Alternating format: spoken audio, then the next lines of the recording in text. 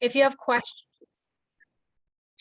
questions throughout the session, please feel free to submit in the chat or the Q&A feature on your screen. And with that, I'll hand it off to Neil as our moderator for this session to welcome our presenters. Thank you. Morning. Thank you, Shanti, and welcome everybody. Very excited to be here and launch into this discussion. My name is Neil Hilton. I'm a Master of Social Work and a mental health professional. I serve as the program manager of the Arrest and Jail Alternatives program at Catholic Community Services of Western Washington. We're based in Olympia, and we provide jail diversion, case management, and peer counseling to individuals at the intersection of justice involvement, poverty, and behavioral health challenges. Our program is a close partner with the Olympia Police Department and the Familiar Faces program, and they've asked me to moderate today's panel session. I'm going to drop a handout in the chat that Familiar Faces provided. It should be coming through as a PDF. If you want to open that, you're welcome to see some photos and read a little bit of information about the program. And I'm also going to read a brief summary of the program that they've provided before I let the panelists introduce themselves. Since November of 2018, the Familiar Faces program has been a collaborative effort between officers and peer navigators or outreach specialists to address the complex needs of Olympia's most vulnerable community members and acknowledge that more effective, intentional interventions are required. Working in collaboration with Olympia Police Department officers, outreach specialists address the specific and complex needs of the city's most familiar faces through concrete supports, navigation to community resources, and connections to recovery community supports. The Familiar Faces program deploys a cross-system approach and removes barriers to effective interventions by deploying purposeful interventions facilitated by outreach specialists. Outreach specialists share their lived experience with individuals to create supportive relationships based on trust and respect, to increase empowerment and hope, improve personal success, provide opportunity for integration into the community, build linkages to needed community resources, and begin to establish natural community supports. The partnership between OPD officers and outreach specialists on this collaborative effort bridges the relationships and community knowledge of officers with the lived experiences and advocacy of outreach specialists. We know that such a program will not only benefit OPD officers, but make long-lasting, steadfast benefits to Olympia's Familiar Faces community members. As you can see from Shanti, at any time, please feel welcome to put a comment or question in the chat. We're going to have our panelists introduce themselves and then go through some questions, and there'll be time for Q&A at the end. So please feel free to drop your questions there. Melissa, would you like to go first and introduce yourself? Absolutely. Thank you. My name is Melissa McKee. I am an outreach specialist with the Familiar Faces program with Olympia Police Department. I have a bachelor's degree from the Evergreen State College, and I have the experiential knowledge of having spent 11 years incarcerated at the Washington State Correction Center for Women.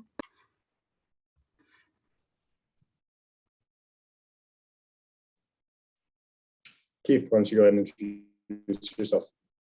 My name is Keith Whiteman. I am basically mirror everything that Melissa just said. I am an outreach specialist with the Familiar Faces program at the Olympia Police Department, and I also received my bachelor's degree at Evergreen State College. While it took me about 8 years to get my 4-year degree, I received it nonetheless. But yeah. Yeah, that's my story too. All right, Sergeant Weinning. I am Al Weinning. I'm a sergeant with the Olympia Police Department. I've been here for about 8 years.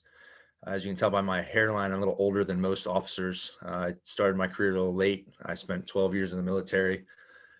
I received my bachelor's of science from an institution similar to Evergreen. I went to the United States Military Academy at West Point. And although different trains of thought, they both believe in service. So I think we all kind of were looking for the same thing. And I am currently the administrative sergeant for OPD, but also filling a role as a patrol sergeant. Great, welcome to all three of you. I'm excited to launch into our questions for today. And then, as I said, anyone who's attending, please feel free at any time to drop a question in the chat, and we will be sure to get to them at the end. I want to start off by just asking sort of all three of you, open floor, how did you come to this work specifically?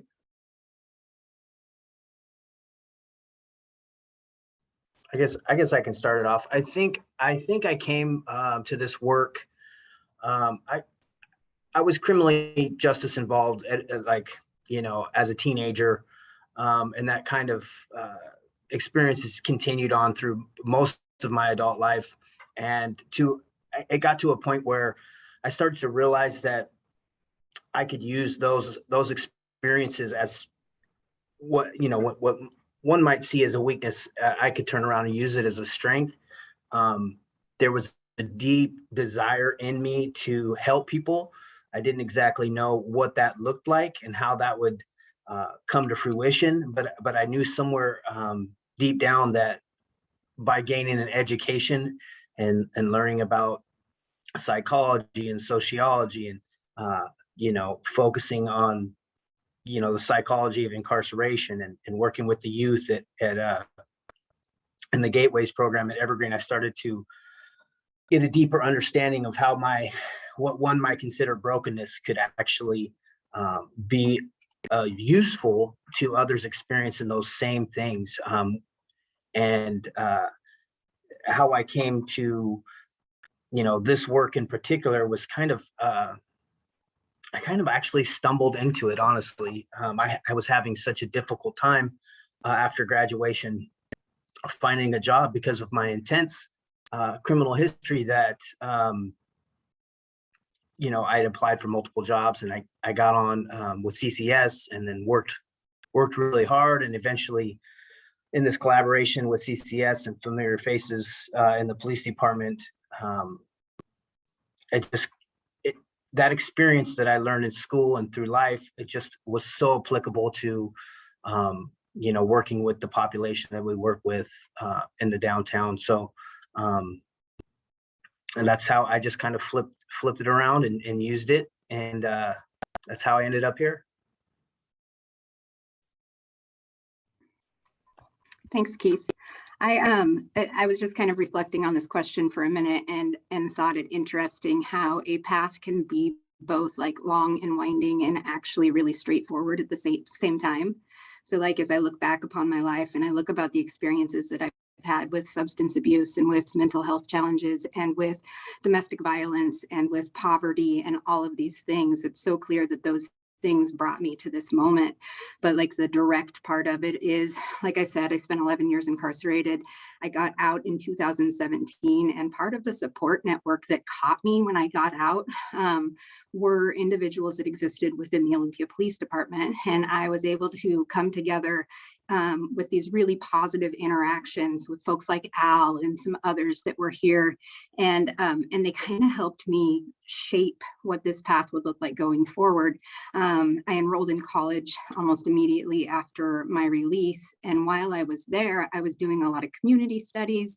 And one of the things that I had noticed is how different of an experience I was having in Olympia with the police than I'd had anywhere else. So I sought out an internship and I landed with Ann Larson, who has built these programs and has created these programs that we have here in Olympia.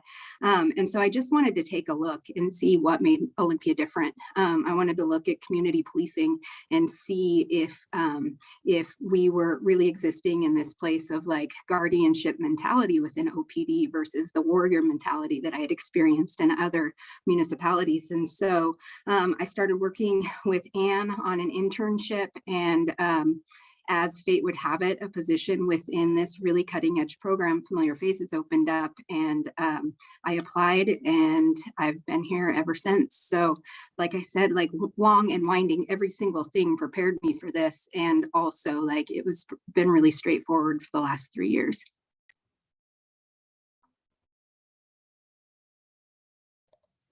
Thanks, Melissa.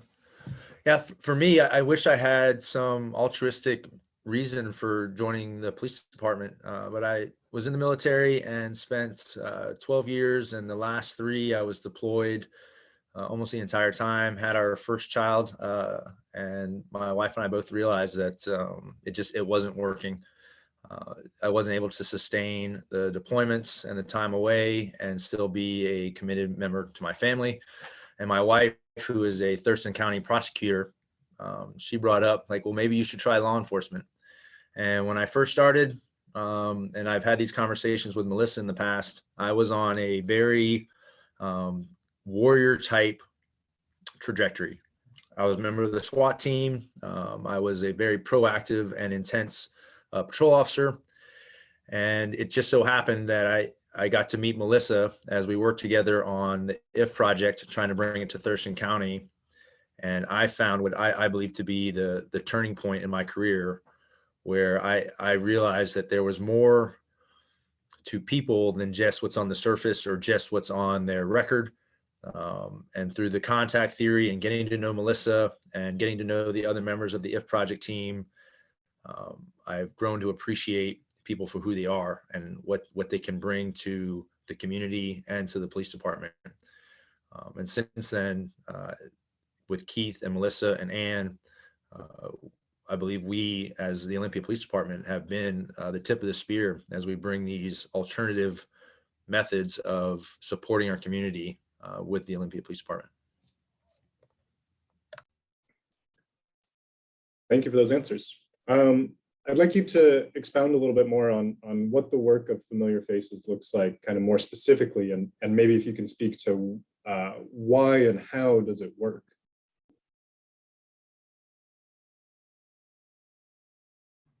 I think I kind of left out a part that I think is pertinent to this conversation, more specifically that from the age of 17 to about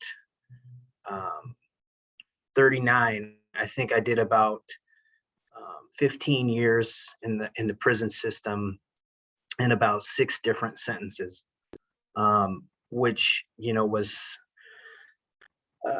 quite the learning experience. And I gained a lot of wisdom from it and a lot of things that are applicable to the work that we do, more specifically the work that we do in Familiar Faces, because the population that we work with traditionally overlaps the population that I just, not just came from, but, the prison population. There's a huge overlap there. And I think the way that it works is individuals are, I think, a lot more apt to connect with me and Melissa on a level generally that your typical case manager, peer, social worker cannot relate to, and building those bonds of trust and shared experiences, it just goes a long way. Where specifically the trust piece, when an individual is comfortable enough to trust who they're working with, and trust their intentions and trust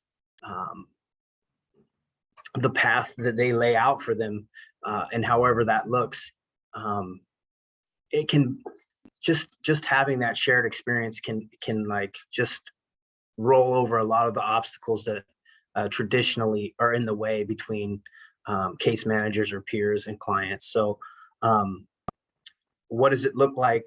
I'm not exactly how specific we want to get, but it starts as a friendship, almost like a cup of coffee. A lot of times that's how it starts, with a cup of coffee and a cigarette. And over a 6-month period of time and conversations and learning about each other, we get to a point where we can start taking some action steps. And that can look, just depending on who you are, those action steps might be big steps. And something that might look to an officer like a small step is actually a huge step. It's really subjective, but yeah, I don't know how I could talk, but I don't know how much you want me to expound on that. So I'll pass it off to Al. So from a law enforcement perspective, Familiar Familiar Faces provides us with at least two very big components that we sometimes fail in police interactions. It's both a buffer and a linkage to those community members that are at the most high risk of recidivism and of needing services. In the buffer side, Keith and Melissa can go out to these individuals that do not trust law enforcement, and they can connect with them and build that trust, and then show them that there is a pathway to law enforcement, that we can also provide them with assistance that they need. And that's where the connection happens. Melissa and Keith take these high risk individuals and show them that they can trust law enforcement where they normally would not have, and that we can help them down a path, whether it's to get them the resources that they need, or maybe they do need some sort of justice involved event to get them the mental health or community actions that will get them in a place that will line them up for success. Our walking patrol for the Olympia Police Department works directly with Keith and Melissa on a daily basis, and then with our crisis response unit crew, and they know everybody downtown. And without Keith and Melissa, they would not have built those linkages and those buffers to help us be successful. Great. I'm curious, as you're sort of talking about the way that OPD is integrated in with this peer work, Keith and Melissa, how have the relationships that you've formed with law enforcement evolved over time?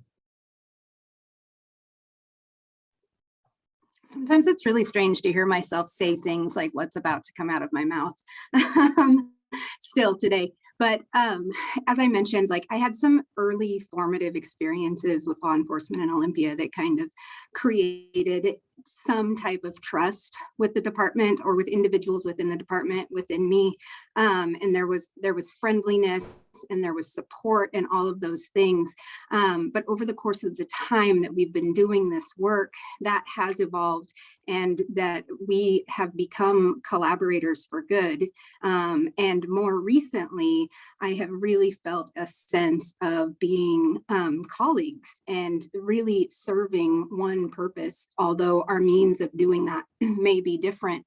Having the ability to really work together makes our work on both sides so much more effective. And so, having had an experience where I didn't feel terrified in the presence of a police officer, like that was the early stages of it. And now the sense of ease that I have and the sense of respect that I have for the folks that I work with is beyond what I thought could have happened.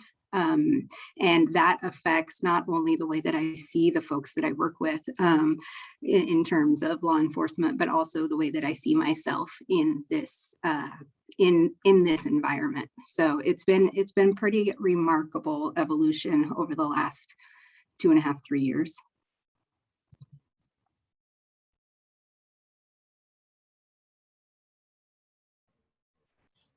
I can add a little piece to that. I'm blown away, honestly, blown away. I grew up with an understanding and like deeply ingrained understanding that if the cops got called, generally somebody that I cared about or loved was going to go to jail. That's kind of the thing that like you just didn't do. You didn't call the cops. So throughout my entire life, like Melissa said, there was this fear of law enforcement, which was totally unfounded. At least it is now. So when I met a lot of the walking patrol officers and other officers at OPD, it really changed my whole schema on how I viewed law enforcement and what their mission was and how it actually aligned with my mission. So I'm still, on a daily basis, sometimes I look down and see this little Olympia Police Department logo on my hoodie, and I'm blown away that I'm actually a part of this team, the Olympia Police Department, that, that this thing's happening. It really happened. And I think it's so awesome that I'm able to be a part of it, and that the officers that I work with, I started to realize that they're just human beings, and that they want the same things that I want. So it's just like kind of groundbreaking to me, and like blew my mind.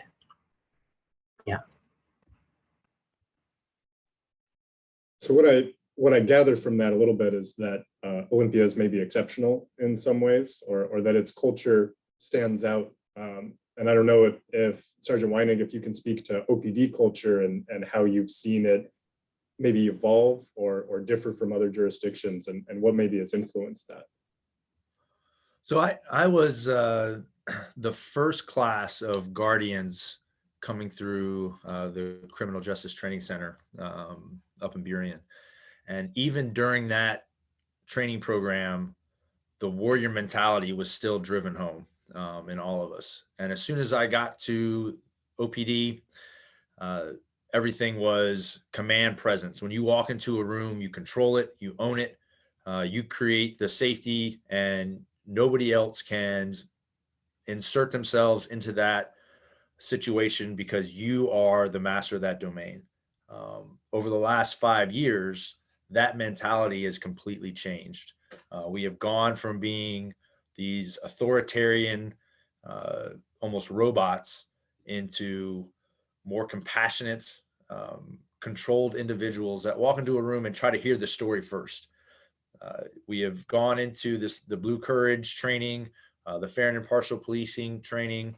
And what we have found is that we just need to slow things down. We are just police in general, we are a call for service driven career path. We think we got to go into a call, get done with it as fast as possible, and then move on to the next. And that's the way we kind of interpreted how we need to support the community. This evolution of policing over the last couple of years is that that's not the case. We have to slow down. We have to get to know the people, build rapport, and take the time. And that's what the community is asking for. That's what they want. And I can give an example. Yesterday, I was working patrol as a sergeant, and we had an individual who was having a mental health crisis at Sidewalk, one of the housing resources here in Olympia. And at first, as I was interpreting the call, I was like, oh, maybe we'll send our crisis response unit there. They might be the best to handle it. But as I read and heard more details, individuals suffering from co-occurring schizophrenia and mental health issues, and probably some addiction and narcotics use. So we sent patrol officers first. And as we got there, we saw that he was in crisis, but we're able to take him into custody, detain him, and get him kind of in the control position that was safe for everybody.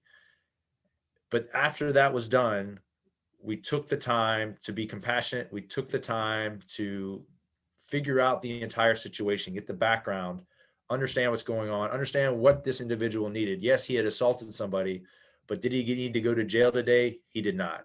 So he went to St. Peter's for a crisis unit intervention, and all the other information was referred.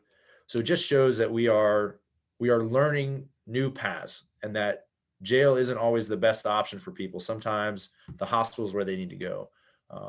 And sometimes we may be there and we need to call on the crisis response unit or familiar faces, or the opposite is true. Maybe crisis response and familiar faces need to go first, and law enforcement needs to stand back and let them engage and see how the situation evolves before we step in.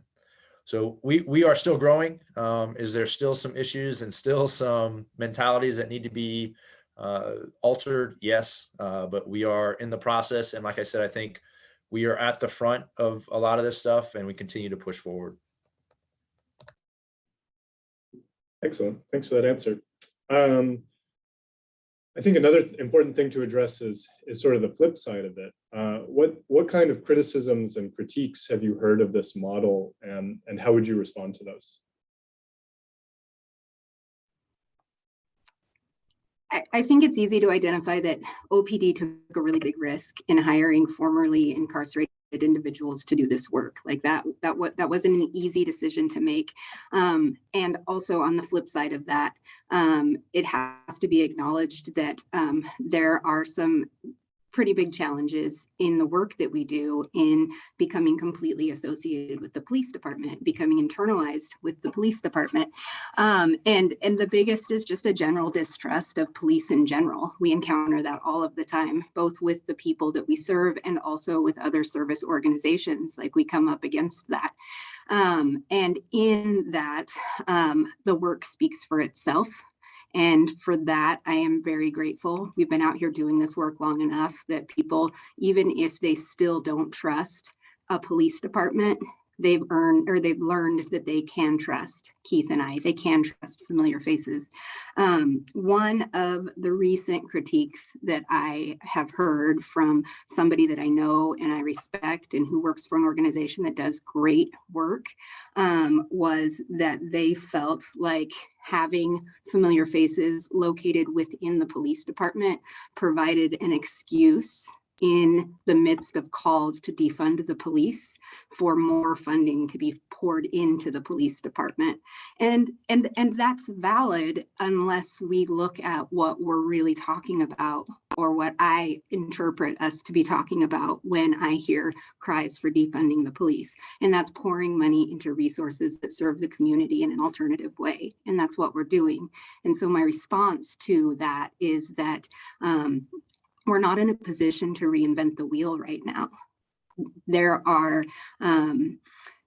is the opportunity to do great work internally. And just the mere presence of folks with histories like what Keith and I have lived through, just our mere presence is beginning to make those culture shifts even stronger within the police department. And so for that reason, like I can't think of a better place to be doing this work than on the inside. And so yeah, we come up against that stuff, and ultimately because of the work we do, we move through it.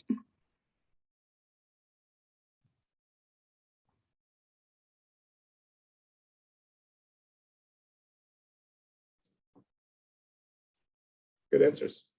Are there other challenges that you've encountered maybe, and I don't know, Sergeant Weinning, if you want to speak to this from the OPD perspective of bringing this sort of work internally, what kind of barriers have you run into there? Cops have two things that they don't like: change and staying the same. And this is a big change for police officers, especially the older officers. Bringing familiar faces into the department, it takes a complete mindset shift for some officers. There has always been that barrier between law enforcement and those that are criminally justice involved. We have been the enforcers, we have been the controllers in the past, and as that shift has been taking place, some are slower to learn than others, and it's taken a lot of work in order to show some of these officers that this is what is needed. This is what the community is calling for. And what I have found working with Melissa on multiple projects and now Keith is that there is no one I would rather work with or for when it comes to supporting this community than them. Between familiar faces and crew, they have given more in the last couple of years than I think a lot of the police departments have done in their history, just because they approach with passion and they want to be there for the community and are taking care of things that other people wouldn't or couldn't do. Yes, there are growing pains. Yes, there are going to be misperceptions and misinterpretations of the work that familiar faces and crew that they're doing. But I believe that as officers continue to work with Keith and Melissa and see what they can provide to OPD and to Olympia as a city, those issues will be overcome and we will move forward together.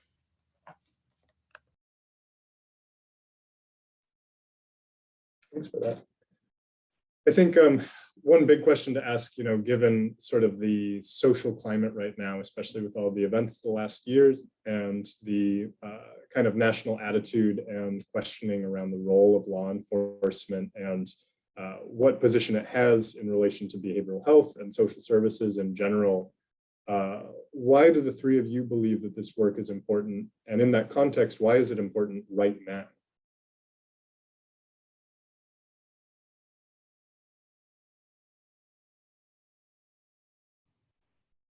Nobody's answering. So, I mean, the most obvious answer to me is that we have communities in crisis, and it is our duty to address those crises where we can.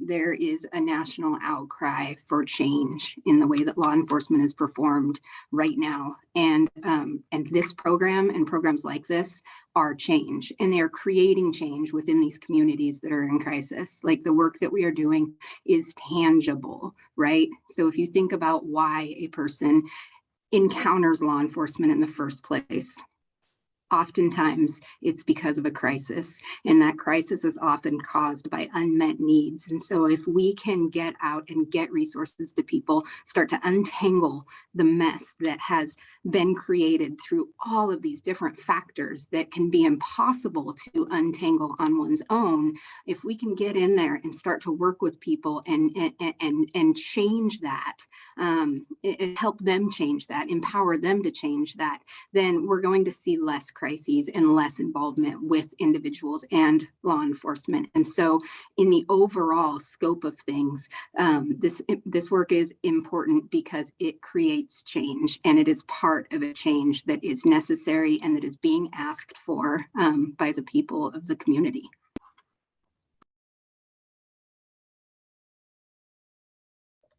Yeah, Melissa's spot on. I mean, over the last 2 years, especially, there's been a call to revamp, reimagine, adjust the role of law enforcement within our communities. It's obvious that the traditional ways of policing or conducting law enforcement activities within our cities needs to change. And that is not more obvious than in Washington itself, where new House bills and state bills or Senate bills have been passed, kind of adjusting and rewriting the role of law enforcement within the community. I believe that Olympia Police Department, we've been doing this for 3+ years as we've been bringing crew and bringing familiar faces into our systems and into our role, and trying to connect with the community at a base level that is outside the traditional role of law enforcement, where we only show up when there is as Keith talked about, a time of crisis where someone's going to jail. That is no longer the case. Now we have members of our police department, uniformed or not, that are showing up to support someone in their time of need and providing resources or providing a long-term care plan, where Keith and Melissa, they spend months, sometimes years, assisting these members of the community that need these resources and don't have the ability to handle it on their own. They are doing that, and they are connected to law enforcement. And if there are needs outside of what Keith and Melissa can provide, the police department finds a way to do it. We connect them with the resources that they need. And it's going to change. It's going to continue to grow. And as these House bills and Senate and state bills, Senate bills get interpreted and adjusted within the police department, because we're struggling. We're trying to figure out how we navigate as police officers through these things. Hopefully we will find a path and a balance over the next couple months. But with Keith and Melissa and crew, we have that ability to connect with the community still, and are I think way ahead of other cities and municipalities and counties that don't have these programs in our ability to support the community. I think that the work is important because a lot of the individuals, the houseless, members of our community that we see downtown, in alcoves, all over, and all kind of scenarios, I think, I'll own it and I'll say right? For a large portion of my life, I looked away. I looked away like the issue was just gonna go away. And then I realized that, these individuals, and a lot of our community does that. We just look away. But these individuals are deep, intelligent, just they're human beings that have traumas and stories, and it's overlooked a lot of times because it's a scary thing to dive into, right? Like even after doing this for 3 years, sometimes I have a level of trepidation when I start working with a person of how we're about to open Pandora's box, and it can be scary because you go through this process with people as they go through the emotions of their story, and you become a part of it. And I think that it's important because these individuals in our community are members of our community, and they've spent huge portions of their lives feeling like not people, feeling like castaways, or all of this stuff, and it's just and I feel that it's important. What we're doing is important because it's our city, right? So our city should be doing something about it. We should be doing what we're doing. So we've seen the need, and here we are, right? Like not too long ago, well, it was a while back, I think one of my family members had come over from Michigan, which is a fairly conservative part of Michigan that he lived in. And he, I was explaining to him what I do, and we had talked about one of the incidents that happened with an officer-involved shooting, and we were bantering back and forth. And I said, and I mentioned, do you think that would have happened if I would have responded to that call, or if crew would have responded to that call? Do you think that person would be 6 feet underground now? And a light went off in his head, and it made sense to him, because law enforcement, while they're guardians, they're not social workers, right? They're not necessarily trained in social issues and in social work, and how to work with people on that level. That's not their function. It's our function. And somebody's finally seen that. And when I told my uncle this, he was like, he lit up. He lit up, and it says, that makes so much sense. It makes so much sense that you guys are doing that. And him knowing me my whole life was so proud that I being his nephew was a part of something like this, and because he had never heard of it. And I think the majority of our community members in our country, the majority of people just don't. It's so new to a degree that they haven't really processed what this means yet, and what it can mean for our communities all over the country if things like this become commonplace.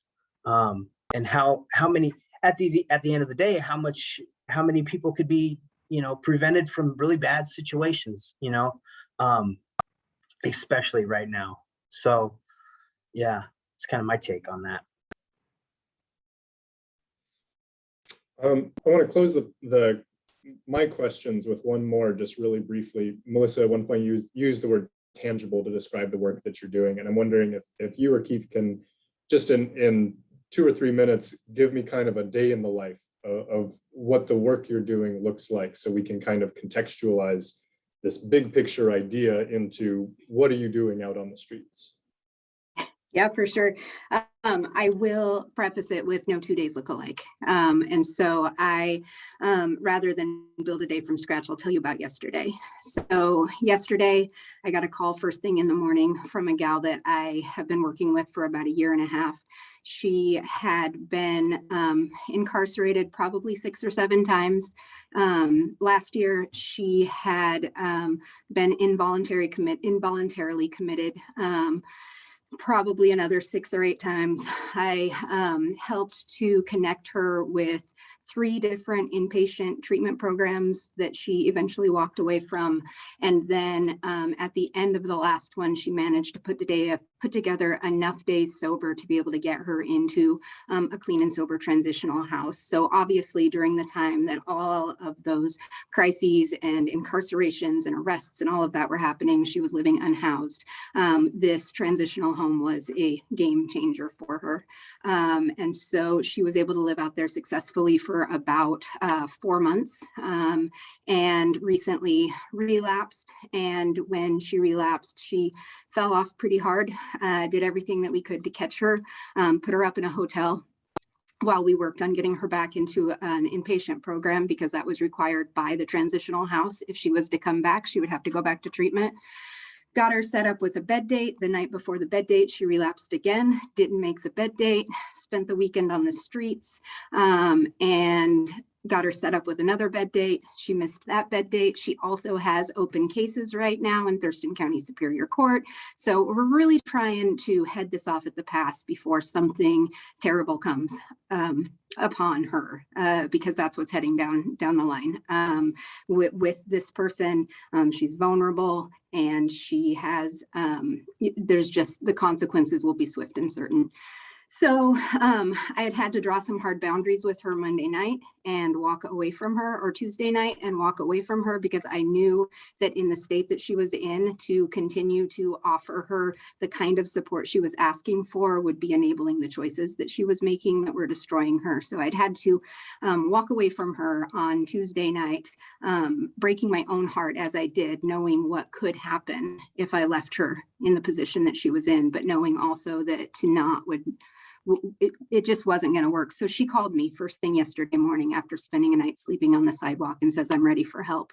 So I spent my morning trying to put together resources, trying to find either a voluntary placement at a behavioral hospital or a detox facility, because those are the only types of facilities I can get somebody into immediately. Spent about 4 hours working all of that out, was prepared to drive either to Tacoma, which was one option, or Vancouver, Washington, which was the other option. Went to pick her up, realized she was not actually ready, spent about 2 hours working with her directly, and then had to leave her once again, knowing that this wasn't the moment, that we didn't have a window to work within. So I immediately started to tend to some of the other stuff that was on my plate. I have a gal that I've been working with for close to 2 years that has had some physical challenges come up. I had to take her to get an x-ray to get to her primary, where I'm going to get her to her primary doctor today. So having this person have access to medical care that they wouldn't have otherwise. Obviously, with an injury that prevents her from being mobile, she can't really navigate public transportation. That's something that we do. We provide transportation. I also just took a gal that I've been working with for a while out for coffee, picked her up at her apartment that she now has, that really through a law enforcement intervention, and then a lot of like intensive follow-up care. This person had been a missing person on the streets of Olympia for several years. She had such intense behavioral issues, although she never really got arrested. She had a lot of calls coming in all of the time. And through an intervention, we were able to get her some psychiatric help and eventually get her housed. We maintain a relationship. I picked her up, took her for a cup of coffee, came back, helped her start a load of laundry because she's not really good at that kind of stuff. And so I do a lot of encouraging, personal hygiene, those types of things.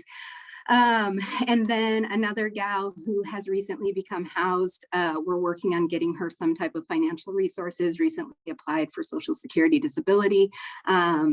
She has a diagnosis of schizophrenia and is not able to work and has zero income, but luckily is in a place where her rent is based off of her income, and because she has zero income, she has no rent at this moment. And so we worked on some paperwork together to get submitted for that process. And I think there were a few other things in there, but that's kind of what a typical day in the life. It can look like any combination of those things. But like I said, real, tangible. We connect people with housing. We connect people with mental health and substance use services. We connect people with primary care. We connect people with transportation. We connect people with financial resources. And when we say connect, like we literally will get them there. We literally will fill out the paperwork with them. We literally will make the introductions. We will do all of those things. They don't have a place to stay. We will get out on the street and walk until we find them. We will learn where they hang around. We'll find them, and we will walk shoulder to shoulder with them as they find a different path. I just got really excited. Sorry about that. Thank you for that. I think it's really important to offer kind of more of a personal look at, what does it really mean to be doing this work? What does that look like in practical terms, rather than just, thinking about it in sort of grandiose, big picture ideas of, what are alternatives to traditional law enforcement responses? That's what it looks like. We're going to transition right now. I believe that there's a brief photo montage of some of the clients that you've worked with that you have permission to share. So Rex will get that rolling. While it's running, please feel free to drop questions in the chat. And for those that arrived after we started, I'm going to add in again the handout in case you missed it. And then once the montage finishes, we'll ask some audience questions and then hopefully wrap up on time. Thank you.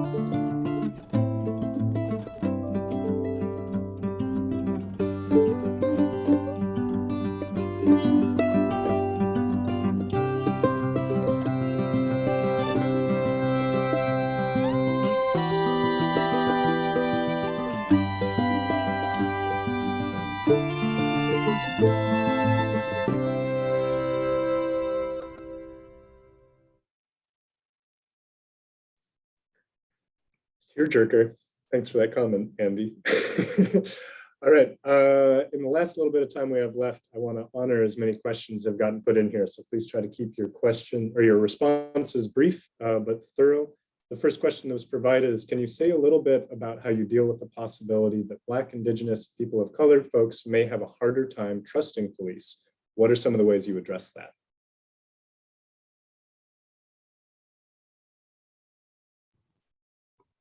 Yeah, that's real. I think that's the first way we address it, is by acknowledging that that is real and that's valid. Everything that we do is built on relationship, and we don't force relationships. We don't try to sell anybody on the idea that the cops are good. What we do is we just work with people. We let them be exactly who they are. We honor their experience, and through that, there are times that that our relationships act as a bridge, and then relationships can be built beyond the ones that we have.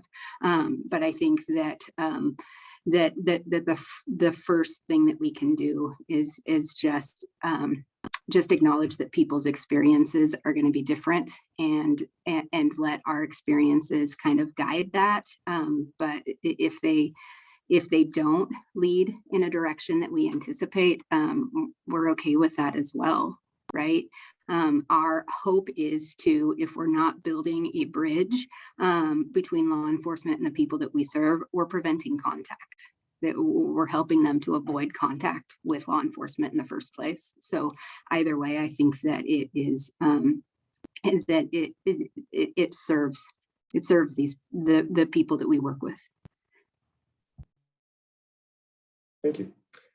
What have been the leadership characteristics and behaviors that have led to such a powerfully dramatic organizational culture shift towards use of a non-warrior mentality approach? And how have race and disability been factors in the overhaul? From the OPD leadership, I think taking a risk on starting programs that were not being done anywhere else, and putting that to the forefront and investing the money and the time. But I'll say, especially for Ann Larson, who's the head of the outreach program, it's her energy. I don't know if she bottles it up and stores it for later date, but she is always engaged. I don't know how she finds the time to do what she does and to provide leadership and support to the members of her teams, both crew and familiar faces. But that energy is infectious, and it spreads throughout the department, and people are catching on, and it's spreading and growing. As far as the race and disabilities being a factor in the overhaul, we started long ago with our fair and impartial policing program. I'm an instructor for that. We are trying to distribute through the department that the safest way to go about business is to treat everybody equally, no matter what their background, what their situation is. We go with everything the same, leading with compassion and with dignity. And at some point, there's going to be justice that's going to be involved in the situation. But how we do that and how we approach it is more important than anything else that we are trying to do. And I hope that answers the question. Yeah.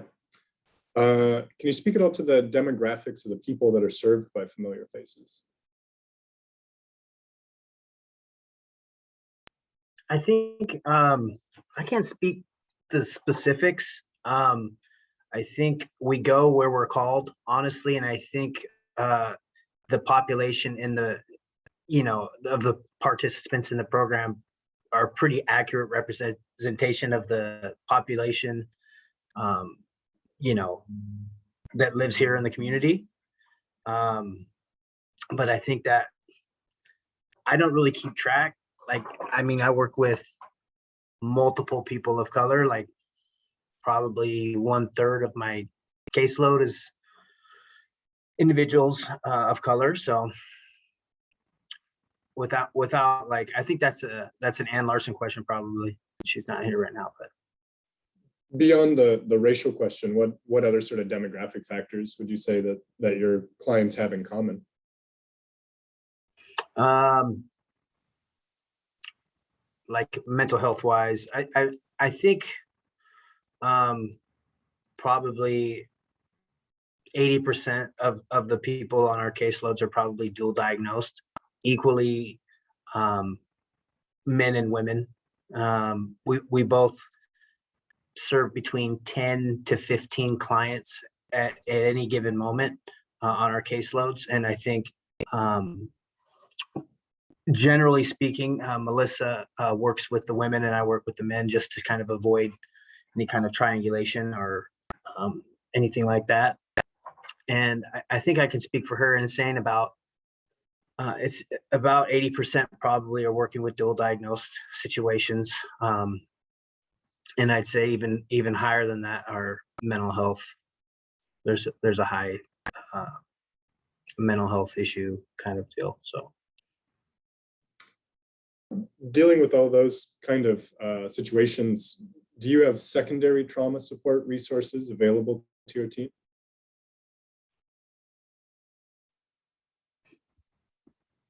yeah. Melissa, you're muted. I just realized that. Yes, we do. We obviously have access to an employee assistance program. We are encouraged, and it is built into our work it's promoted to have good self-care practices. We have great insurance coverage. So if our choice is to see a therapist regularly, that is available to us. And we have had a couple of experiences. We've lost a couple of folks that we've worked with, and the PD has been really remarkable in scheduling like a debriefing for us, where we were able to work with peers within the police department and the chaplain to just process those losses together. And so all of those things have been really, really helpful. I know we're right about at the end of our time, but there's one question that was dropped in the chat that I want to make sure we hit because it, I think, relates to the theme of this conference. I'm surprised to say that your goal is to treat everyone equally when it seems like this program is built around the concept of equity. Some of our community members need different interactions and behaviors in order to be successful in the process or program. I can imagine this is something you're grappling with. Can you speak more about how Black, Indigenous, and people of color and folks presenting with mental health impairments are impacting the design of your program?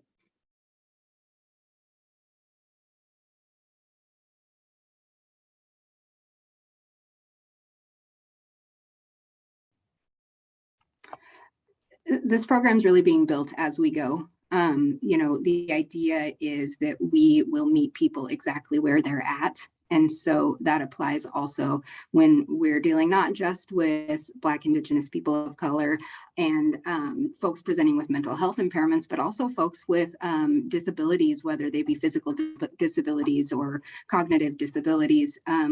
In meeting people where we're at, we are in many ways learning as we go and serving as we go. And so it is really difficult for me sometimes to zoom out and look at the program as a whole, because Keith and I are just really deeply entrenched in the work that we're doing on a daily basis. And so for that reason, I think that there are people who maybe are not on this panel that could be more qualified to answer that question. But in terms of like the daily nuts and bolts, it's through meeting people where they're at that we are able to serve them and their individual needs. Thank you for that response. I think we need to wrap up. There were a couple of questions that I wasn't able to get to in the Q&A. I apologize for that. But as Melissa mentioned, if you want more information about the program, it's out there. I'm going to drop the email address for Ann Larson, who was referenced a few times and is one of the architects of this program, and is probably an easy point of contact at the Olympia Police Department if you're interested in learning more about how Olympia is responding to these challenges or what it would take to set up something like this in your own community. Sergeant Weinning, Melissa, Keith, thank you all very much for your time, as well as to the Bar Association for putting together this conference. We really appreciate it. And thank you all for attending. It's been an excellent conversation.